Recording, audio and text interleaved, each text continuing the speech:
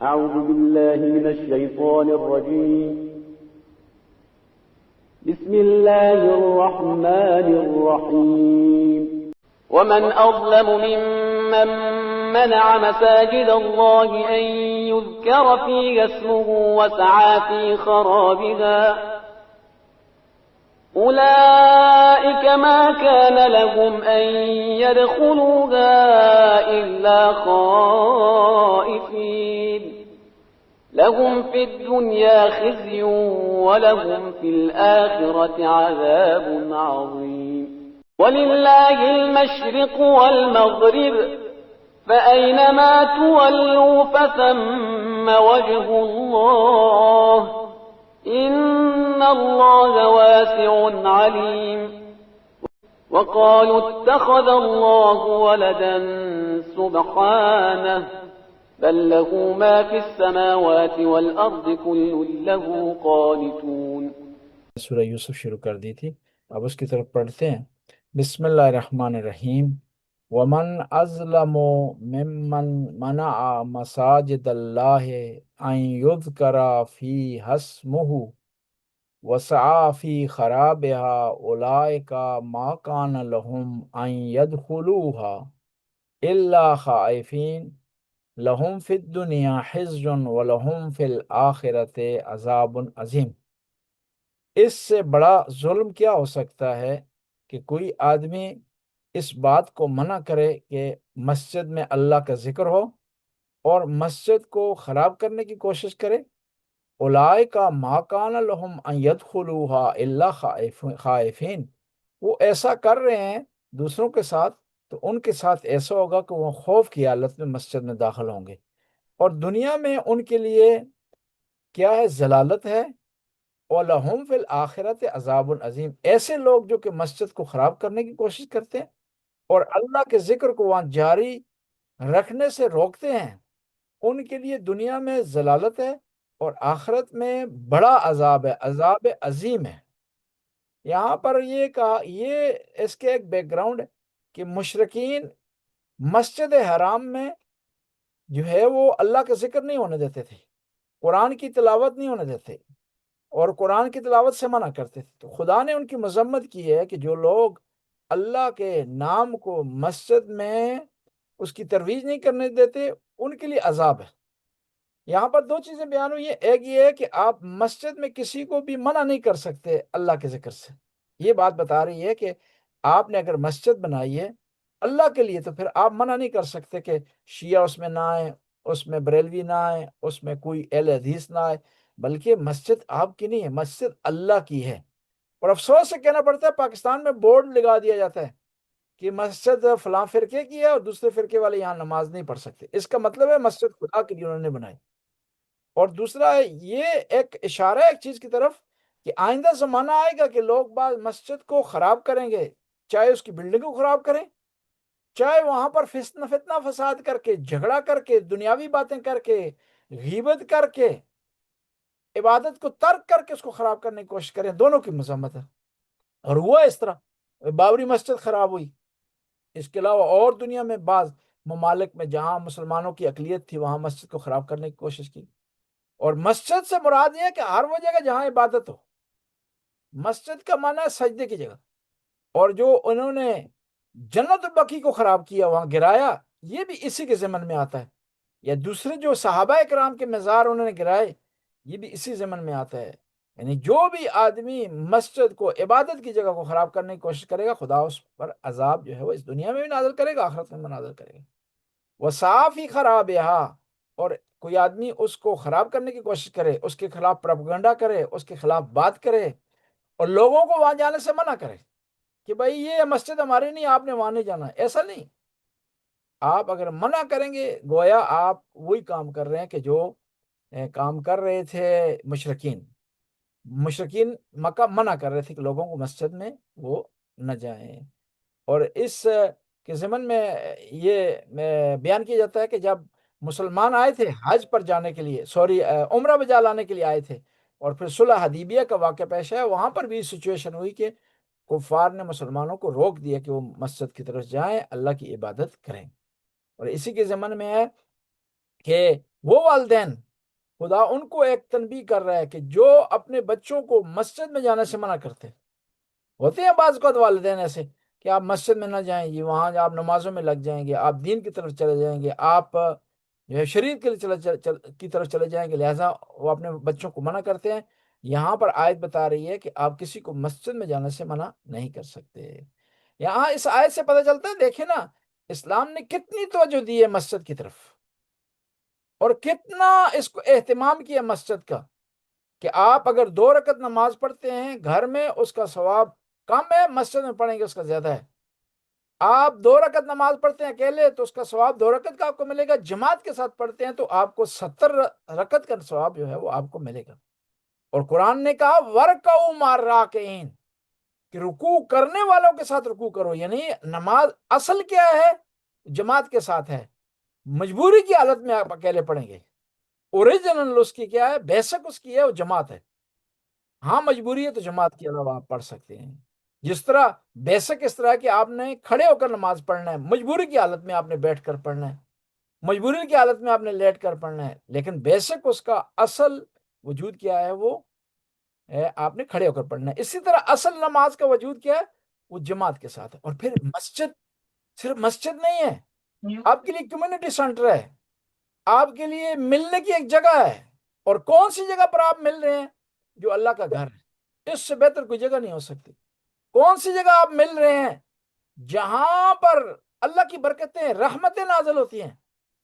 تو بس جب وہاں پر آپ مل رہے ہیں تو ایک تو آپ کو ملنے کا فائدہ ملے گا، دوسرا ایک اور چیز ہے، وہاں پر آپ ایک دوسرے سے مل رہے ہیں اور اللہ سے مل رہے ہیں، اللہ سے بھی ہم کلام ہو رہے ہیں، یعنی فائدے فائدے مسجد میں آنے کے۔ لہٰذا انسان کوشش کرے، یہ مراکز ہے جو اسلامی نا، مسجد ہے، مراکز اسلامی، ہفتے میں ایک دفعہ وہاں کسی حوالے سے آپ حاضری لگائیں تاکہ آپ پر برکتیں اور رحمتیں نازل ہوں۔ کچھ نہ کریں، وہاں پر جا کر 2 رکعت نماز پڑھیں مستحب، تو آپ کو خداوند تعالیٰ اجر اس کا دے گا اور برکات آپ پر نازل ہوں گی، خدا کی طرف سے آپ کو سکون ملے گا۔ اور پھر یہاں پر کہا گیا نا وصافی خراب، اور وہ لوگ جو کہ مسجد کو خراب کرنے کی کوشش کرتے ہیں۔ خرابی 2 طرح کی ہوتی ہے، ایک دفعہ خرابی ہوتی ہے کہ آپ کوئی بیل اور بیلچہ لے کر اس کو گرانا شروع کرتے ہیں، وہ بھی بہت بڑا گناہ ہے۔ پھر اس کے خلاف پروپیگنڈا کرتے ہیں، یہ بھی بہت بڑا گناہ ہے۔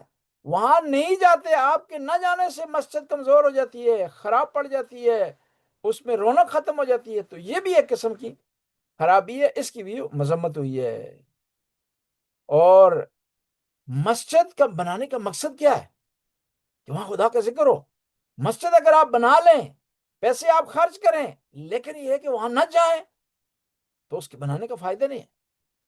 وہ شعر ہے نا جی، مسجد تو بنا لی شب بھر میں ایمان کی حرارت والوں نے، من اپنا پرایا پاپی تھا برسوں سے نمازی بن نہ سکے۔ بعض لوگ پیسے خرچ کر کے مسجد بنا لیتے ہیں لیکن خود نماز نہیں پڑھتے، وہ اسی سمجھتے ہیں کہ اللہ کے راستے میں اللہ کو نعوذ باللہ رشوت دے دیں گے تو مسئلے سارے وہ حل ہو جائیں گے۔ ایسا مسئلہ حل ہونے والا نہیں ہے اسلام میں کہ پیسوں سے سارے مسائل حل ہو جائیں۔ جب تک پیسوں کے ساتھ ساتھ آپ سٹرگل کوشش نہیں کریں گے تو کیا ہے، آپ کو کوئی حاصل ہونے والا نہیں ہے۔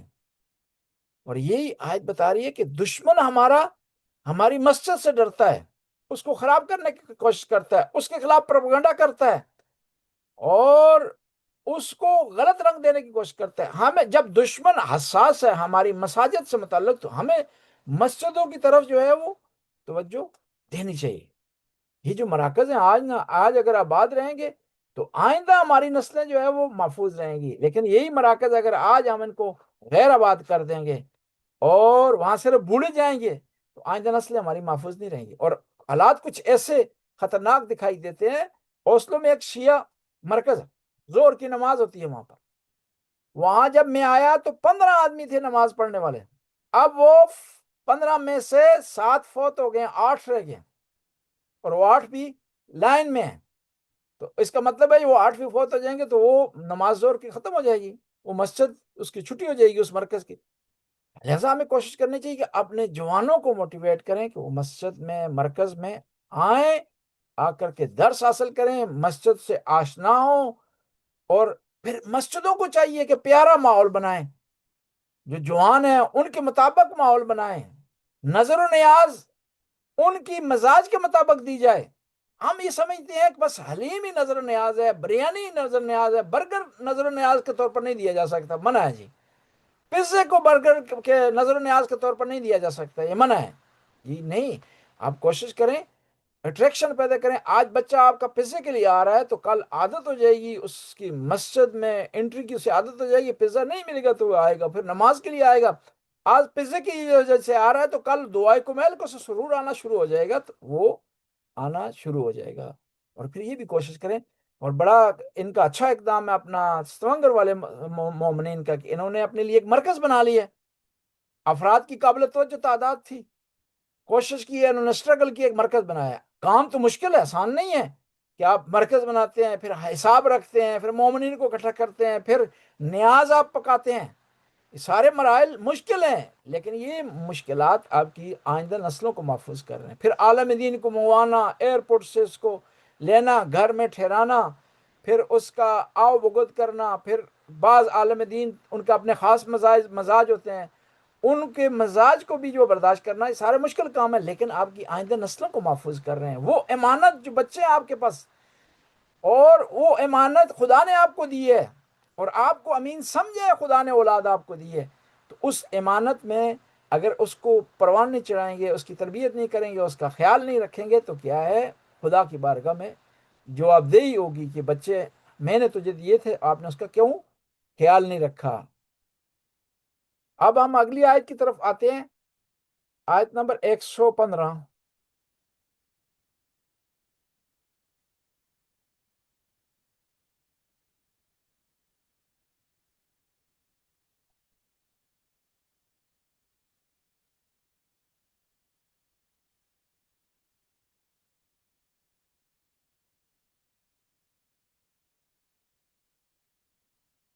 جی، وَلِلَّهِ الْمَشْرِقُ وَالْمَغْرِبُ فَأَيْنَمَا تَوَلُّوا فَثَمَّ وَجْهُ اللَّهِ إِنَّ اللَّهَ وَاسِعٌ عَلِيمٌ۔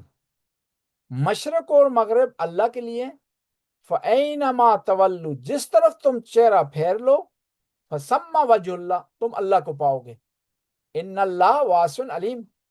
یہ آیت اس کا ایک بیک گراؤنڈ ہے۔ بیک گراؤنڈ اس کا اس طرح ہے کہ مسلمان جب مکہ میں تھے تو اس طرح نماز پڑھتے تھے کہ ان کا رخ خانہ کعبہ کی طرف بھی ہوتا تھا اور بیت المقدس کی طرف ہوتا تھا، دونوں طرف ہوتا تھا، اور دونوں کو وہاں جمع کرتے تھے۔ اب جب مدینے میں آئے تو ایسا ہو نہیں سکتا تھا، کیوں کہ مدینے سے مکہ خانہ کعبہ جنوب میں ہے اور بیت المقدس شمال میں ہے۔ اب آرڈر یہ ہوا کہ بیت المقدس کی طرف نماز پڑھی جائے۔ بیت المقدس کی طرف جب نماز پڑھتے تو یہودیوں نے اعتراض کیا کہ یہ کون سا دین ہے جو ہمارے قبلے کی طرف نماز پڑھ رہے ہیں، لہذا کوئی نئی چیز نہیں ہے، اسلام کوئی نئی چیز، وہ بہتر چیز نہیں لایا۔ اب اللہ کے رسول کی خواہش تھی کہ یہ قبلہ کا رخ تبدیل ہو جائے، تو اللہ کی طرف سے آرڈر آیا کہ آپ کیا کریں، فَوَلِّ وَجْهَكَ شَطْرَ الْمَسْجِدِ الْحَرَامِ، کہ آپ کیا کریں، بیت المقدس کی بجائے خانہ کعبہ کی طرف نماز پڑھیں۔ اب آرڈر کے مطابق قبلہ تبدیل ہوا، تو اب یہودیوں نے پھر اعتراض کیا کہ یہ کیا ہے کہ کبھی آپ اس طرف نماز پڑھ رہے ہیں، کبھی اس طرف نماز پڑھ رہے ہیں، بیت المقدس کی طرف پڑھتے تھے اور آپ مسجد حرام کی طرف، خانہ کعبہ کی طرف پڑھ رہے ہیں۔ تو خدا نے جواب دیا کہ اس میں پریشانی کی بات نہیں ہے، وَلِلَّهِ الْمَشْرِقُ وَالْمَغْرِبُ، مشرق و مغرب اللہ کے لیے ہیں۔ یہ کہ آپ نے کس طرف نماز پڑھنی ہے یہ امپورٹنٹ نہیں ہے، اللہ کے حکم کو بجا لانا امپورٹنٹ ہے۔ اللہ نے حکم پہلے دیا تھا اس طرف پڑھا جائے، اب حکم اس طرف، ہم اس طرف پڑھ رہے ہیں، اور یہ بھی ایک نشانی ہے، ایک ڈائریکشن ہے، ایک اتحاد کی علامت ہے۔ ورنہ یہ ہے کہ اللہ تو ہر طرف ہے، یہ نہیں ہے کہ اللہ صرف بیت المقدس کی طرف پڑھیں گے تو اللہ ہے، یا خانہ کعبہ کی طرف پڑھیں گے تو اللہ ہے، اگر بیت المقدس خانہ کعبہ کی طرف نہیں پڑھیں گے تو اللہ نہیں ہے۔ وَلِلَّهِ الْمَشْرِقُ وَالْمَغْرِبُ، اللہ مشرق اور مغرب دونوں کی طرف ہے۔ اور یہ جو محاورہ ہے عربی زبان میں مشرق اور مغرب، اس سے مراد ہے نہیں کہ نہیں، تمام اطراف میں اللہ ہے، تمام جہتوں میں اللہ، تمام ڈائریکشن میں اللہ موجود ہے۔ مشرق اور مغرب کہہ کر کے یہ ایک محاورہ استعمال کی جاتی ہے، یہ نہیں ہے کہ مشرق اور مغرب کی طرف اللہ ہے اور مشرق اور مغرب اللہ کے ہیں اور جنوب اور شمال اللہ کے نہیں ہے، ایسے مراد نہیں ہے، ایک محاورہ ہے۔ اور قرآن نے بھی کیا کیا ہے، جو الفاظ استعمال کیے ہیں، عبارتیں استعمال کی ہیں، وہ عرب کے محاورات سے لیے ہیں۔ عرب جس طرح استعمال کرتا تھا، کیونکہ عربوں کو بات سمجھانی تھی، خدا نے بھی چاہا کہ ان عربوں کو انہی کے محاوروں میں، انہی کی زبان میں، انہی کی ضرب المثل میں جو ہے وہ بات کی جائے، تاکہ وہ سمجھ پائیں، تاکہ ان تک بات مکمل پہنچ جائے اور ہدایت کا مکمل سامان فراہم کیا جائے۔ فَأَيْنَمَا تَوَلُّوا، جس طرف تم پلٹو گے، فَثَمَّ وَجْهُ اللہ، تم اللہ کو پاؤ گے۔ ان اللہ واسع علیم، اللہ واسع بھی ہے، وسیع قدرت رکھتا ہے اور علم بھی رکھتا ہے۔ یہ جو تم اللہ سے متعلق باتیں کر رہے ہو نا، اللہ اس کا علم رکھتا ہے۔ اگر اچھی باتیں تم نے کی، تمہیں اس کا انعام ملے گا۔ اگر تم نے بیہودہ باتیں کی، لو باتیں کی، اس کا بھی تمہیں جو ہے وہ دیکھنا پڑے گا، بھگتنا پڑے گا۔ بس اللہ تمہارے کاموں سے، تمہاری باتوں سے غافل نہیں ہے۔ ایک اور نقطہ یہاں پر یہ ہے، فَأَيْنَمَا تَوَلُّوا فَثَمَّ وَجْهُ اللَّهِ۔ بعض علماء نے کہا کہ یہ آیت بتا رہی ہے کہ آپ بعض نمازیں قبلہ کی طرف نہ بھی ہوں تو قبول ہیں آپ کی۔ مستحب نماز کے بارے میں کہا جاتا ہے کہ آپ کیا ہے اس کو جس ڈائریکشن میں پڑھنا چاہے پڑھ سکتے ہیں، بغیر وضو کے بھی پڑھ سکتے ہیں، چلتے پھرتے بھی پڑھ سکتے ہیں، اور ظاہر ہے جب چل پھر رہے ہیں تو قبلہ کی ڈائریکشن ضروری نہیں ہے وہاں خیال رکھی جا سکے، اس کو جو فالو کیا جا سکے، اس کا ریگارڈ کیا جا سکے، ایسا نہیں ہو سکتا۔ اس لیے یہ ہے کہ جب مستحب نماز پڑھتے ہیں تو اس میں بعض استثناءات آ جاتے ہیں، بعض قسم کی چھوٹ آ جاتی ہے، ان میں سے قبلہ کی ڈائریکشن ہے۔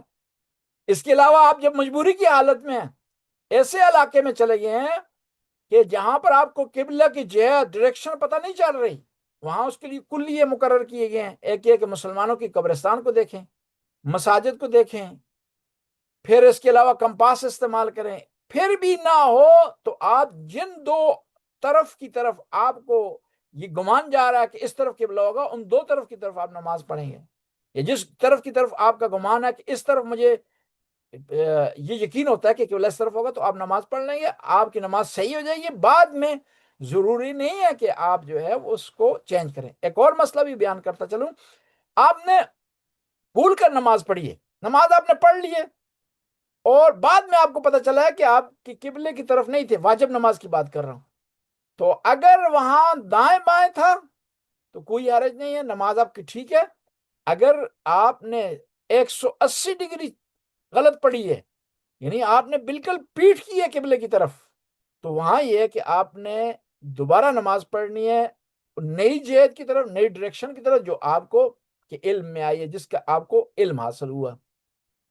وَلِلَّهِ الْمَشْرِقُ وَالْمَغْرِبُ، مشرق اور مغرب خدا کے لیے ہیں۔ فَأَيْنَمَا تَوَلُّوا فَثَمَّ وَجْهُ اللَّهِ، جس طرف تم جاؤ گے، جس طرف تم پلٹو گے، جس طرف تم رخ کرو گے، اللہ کو تم پاؤ گے۔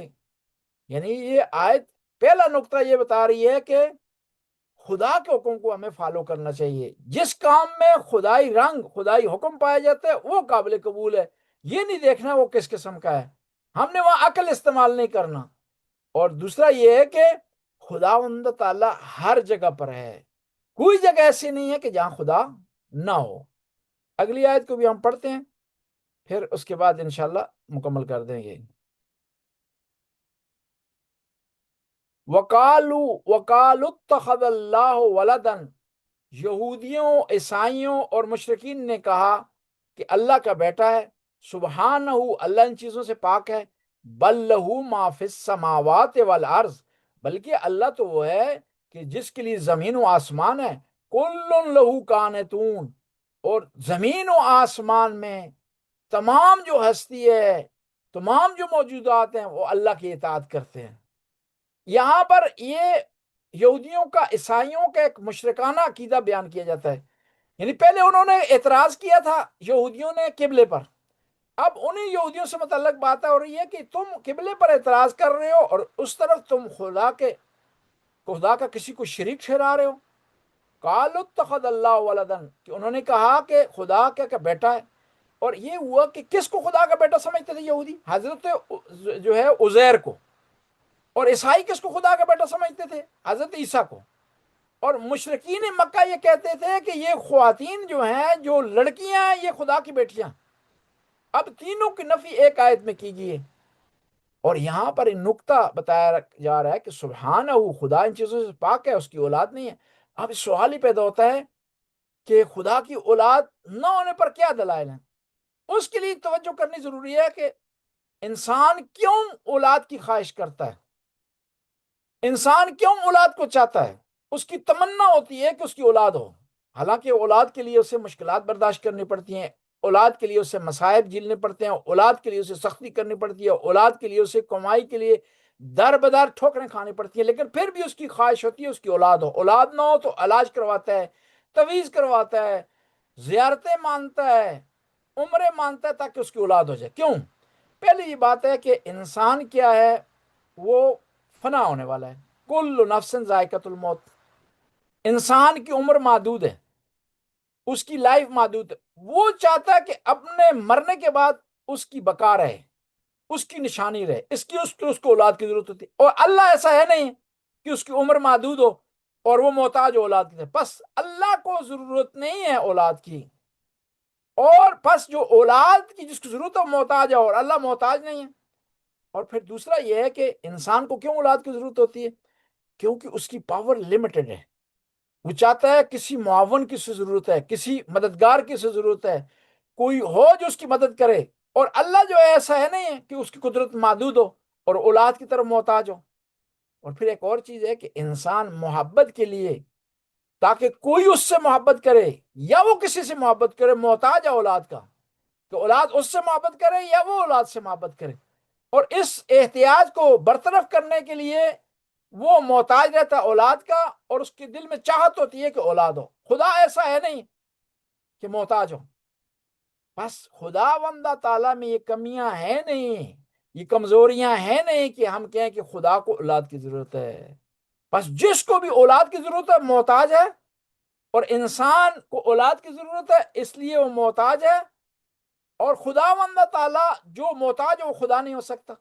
بس اس بنیاد پر یہ ہم اسٹرانگلی کہہ سکتے ہیں کہ یہ جو ہمارا عقیدہ ہے مسلمانوں کا، لم یلد ولم یولد، یہ عقیدہ مسلمانوں کا اس پر نقلی حدیث، یا نقلی سے مراد ہے حدیث و قرآن، قرآن و حدیث کے علاوہ جو عقلی دلائل موجود ہے۔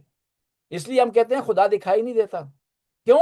جو چیز دکھائی دے وہ ایک جگہ پر ہوگی، جو چیز کسی خاص جگہ پر ہوگی اس جگہ کی محتاج ہوگی، خدا محتاج نہیں ہے۔ اور جو چیز دکھائی دیتی ہے وہ محدود ہوتی ہے، لمیٹڈ ہوتی ہے، وہ محدود ہوتی ہے، لمیٹڈ ہوتی ہے، اور جو خدا لمیٹڈ نہیں ہے۔ ایک عجیب بات ہے، دیکھیں نا، خدا لمیٹڈ نہیں ہے، زمین و آسمان میں ہے، لیکن وہی خدا بعض اوقات مومن کے دل میں آ جاتا ہے، ایک چھوٹے سے دل میں آ جاتا ہے۔ کیوں؟ کیونکہ اس دل میں جب ظرفیت آ جاتی ہے، اس میں گنجائش آ جاتی ہے، اس میں صلاحیت آ جاتی ہے کہ خداوندہ تعالیٰ اس میں اتر جائے، تو وہ خداوندہ تعالیٰ وہاں اتر جاتا ہے۔ یعنی اگر آپ چاہتے ہیں کہ خدا آپ کے دل میں اترے تو اپنے دل کو آمادہ کریں، پاک و صاف و مطہر ہو، اس میں گناہ کا شیبہ نہ پائے جاتے ہو، اس میں غلطی نہ ہو، اس میں غیبت نہ ہو، اس میں جھوٹ نہ ہو، اس میں فراڈ نہ ہو، اس میں بدنیتی نہ ہو، پاک و صاف دل ہوگا، اس میں خداوندہ تعالیٰ، اور جس دل میں خدا آ جائے گا اس میں اس پر دینی لحاظ سے بھی اور دنیاوی لحاظ سے اللہ تعالیٰ کی طرف سے برکتیں نازل ہوں گی۔ بس ہم کوشش کریں کہ خداوندہ تعالیٰ کو اپنے دل میں اتاریں، اور جس دل میں خدا اتر جائے گا، پیغمبر بھی اس میں اتر جائیں گے، آل بیت بھی اس میں اتر جائیں گے، اس میں نیکیاں بھی اتر جائیں گی، وہ ہمیشہ کے لیے برائیوں سے پاک ہو جائے گی۔ خدا کتنا کریم ہے، کتنا رحیم ہے، کتنا رحمان ہے، کتنا اپنی مخلوق سے پیار کرنے والا ہے، حالانکہ ہمارا اس سے مقابلہ نہیں، ہم ناقص وہ کامل، ہم محدود وہ لامحدود، ہم گناہگار وہ خطاؤں سے پاک، لیکن یہ وہ بعض اوقات کہتے ہیں فَاذْكُرُونِي أَذْكُرُكُمْ، تم میرا ذکر کرو میں تمہارا ذکر کروں گا۔ یعنی کتنا کریم ہے، معاملہ کر رہا ہے ہمارے ساتھ، حالانکہ ہم معاملے کے قابل نہیں ہیں، حالانکہ ہم اس کے مقابلے کے نہیں ہیں، ہم اس کے ساتھ لین دین کے جو ہے وہ قابل نہیں ہے، لیکن وہ خداوندہ تعالیٰ کتنا کریم ہے، ہم سے بعض اوقات معاملہ کرتا ہے۔ اور حالانکہ اس کو ضرورت نہیں ہے کہ معاملہ کرے، حالانکہ اس کو محتاج نہیں ہے ہمارا کہ ہم ہمارے ساتھ معاملہ کرے، ہم ہمارے ساتھ ڈیل کرے، کیونکہ دنیاوی ڈیل اس لیے ہوتی ہے نا تاکہ دونوں پارٹیوں کی ضرورت جو ہے برطرف ہو، دونوں پارٹیوں کی جو احتیاجات ان کو حاصل ہوں، دونوں پارٹیوں کو منافع ہو اور نقصان سے بچیں، اس لیے معاملہ ہوتا ہے۔ حالانکہ خداوند تعالیٰ کو ضرورت نہیں ہے ان کی، لیکن اس کے باوجود وہ اپنے بندوں سے پیار کرتا ہے اور معاملہ کرتا ہے اور لین دین کرتا ہے، اور پھر بھی انسان کوتاہی کرے، خداوند تعالیٰ کے مقابلے میں آ جائے، اس کی نافرمانی کرنا شروع کر دے، اس کی معصیت کرنا شروع کر دے، اس کی نافرمانی کرے اور گناہ کی طرف جائے، تو پھر اس سے بڑا بدبخت کوئی بھی نہیں ہوگا۔ یہاں پر ہم مکمل کرتے ہیں۔